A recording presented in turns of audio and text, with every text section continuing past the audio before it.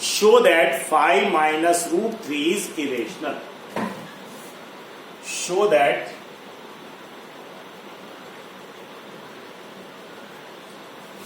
5 minus root 3 is irrational.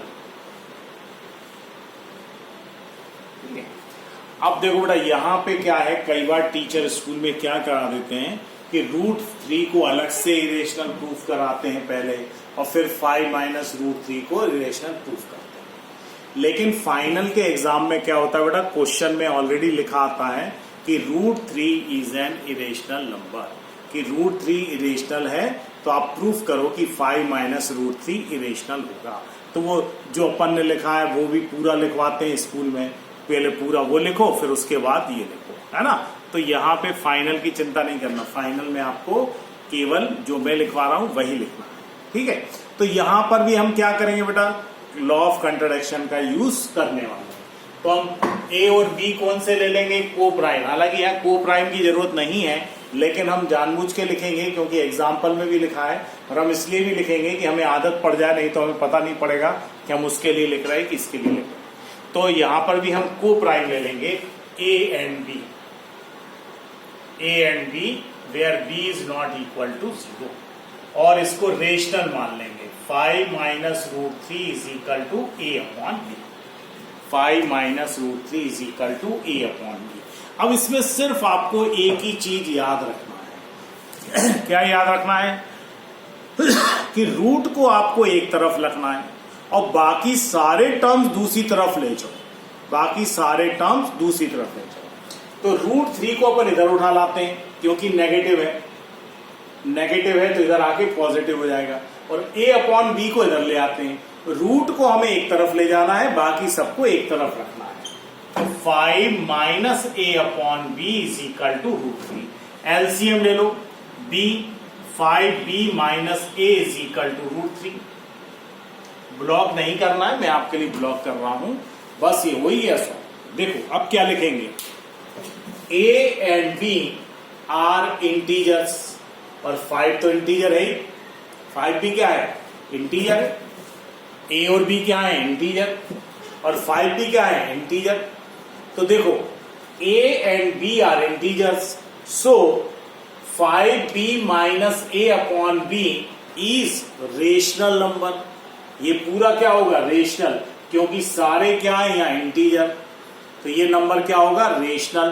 तो इसका मतलब ये भी रेशनल होगा, रूट 3 भी क्या होगा, रेशनल। लेकिन हमको पता है रूट 3 क्या होता है, इरेशनल। तो रेशनल कभी भी इरेशनल के बराबर नहीं होता। इट मीन्स जो हमने माना है वो क्या है, गलत है, वो माना है वो क्या है, गलत। तो बहुत छोटा लिखना है, आप लिखना शुरू करो। लिखो, लेट अस एज्यूम, अगले पेज से शुरू करना। Let us assume that 5 to the contrary, let us assume to the contrary that 5 minus root 3 is rational, 5 minus root 3 is rational. Next line, that is we can find, that is we can find co-prime A and B, co-prime A and B where B is not equal to 0, A and B where B is not equal to 0।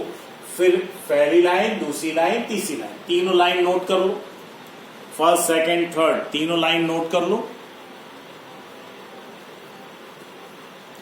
First line, second line, third line, तीनों line note कर लो, और note करने के बाद अब लिखो, लिखो since a and b are integers, since a and b are integers, therefore since a and b are integers, therefore 5b minus a upon b, 5b minus a upon b, 5b minus a upon b is rational, is rational, therefore √3 is also rational, therefore √3 is also rational, but as we know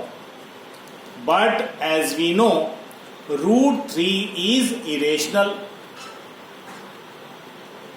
√3 is irrational. अगली line, this contradiction has arisen. एक minute क्या लिखवाया मैंने? Since a and b are integers, 5b minus a upon b is rational, therefore √3 is also rational. अगली line, but as we know √3 is irrational, सबसे line, this contradiction has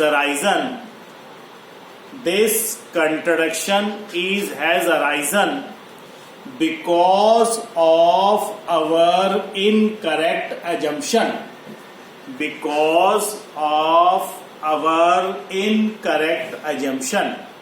that 5 minus √3 is rational. 5 minus √3 is rational. Therefore 5 minus √3 is irrational. 5 minus √3 is irrational. बेटा देखो, एक आध school तो यहाँ पे विदिशा में ऐसा भी है, वो ये लिखवाते हैं कि 5 minus √3, तो वो कहते हैं किसी भी इंटीजर में से रेशनल को माइनस करोगे तो आंसर इरेशनल आएगा. किसी भी रेशनल में से किसी इरेशनल को माइनस करोगे तो आंसर इरेशनल आएगा, इसलिए ये नंबर इरेशनल है ना. तो बड़ी दिक्कत है, बहुत दिक्कत है. तो बेटा ऐसे लिखोगे तो नंबर आपको पता ही है क्या मिलने वाला है ना, 0 मिल जाएगा. ठीक, तो अब आपको मैं